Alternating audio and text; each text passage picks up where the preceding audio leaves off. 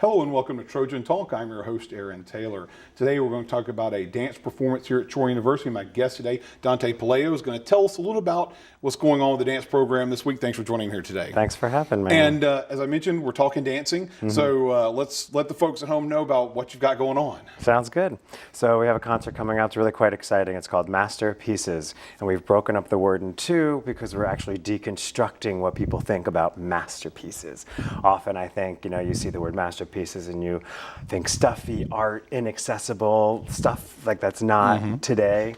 And I just kind of want to blow that all apart. So we have 8 different pieces and we take the range. We have really classical, beautiful ballet works. We have classical modern dance works. And then we have this, exciting contemporary work that's being made now, that's being made in response to what was made 50 years ago, 150 years ago. So you have this whole lineage of dance history happening before you that feels very relevant, very now, very exciting, great music, beautiful dancers, incredible lighting.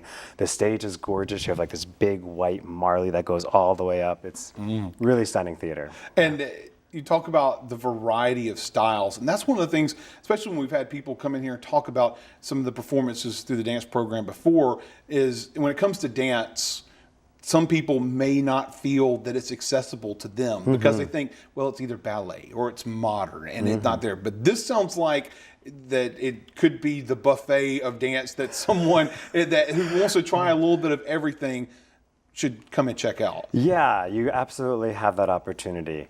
There is definitely something for everyone. If ballet isn't your thing, then you're not sitting through a 3-hour ballet going, what's this mean? What's happening? You know what I mean? Yes. You have an 8 or 9 minute piece where you get to see the exciting, wonderful parts that are about the mastery and the technique and the physique and the bravado of what ballet is. And then you have another 8 or 9 minute piece where about the deeper turmoil that people struggle with on day to day. So if one doesn't speak to you, then the other certainly will.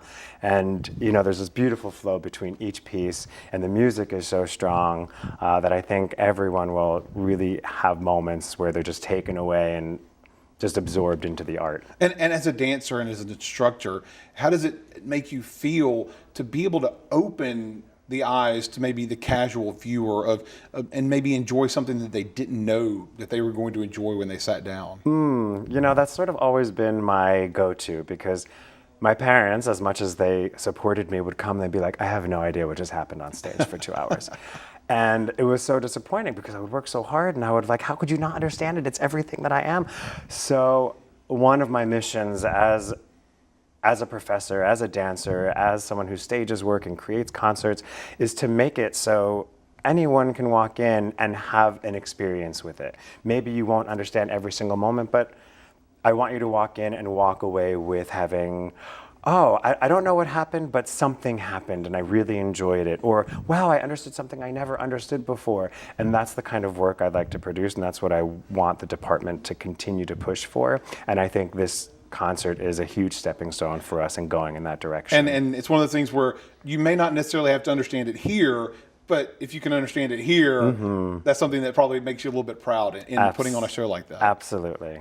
And now, you talk about the variety and the masterpieces and deconstructing, but what was your kind of selection criteria? When you were thinking of putting it together, what did you think about what should I include and what shouldn't I include? So I definitely wanted to have a couple of masterworks, pieces that were well known within the dance community and maybe even outside of the dance community, where you hear a name, you're like, oh yeah, of course I know this work.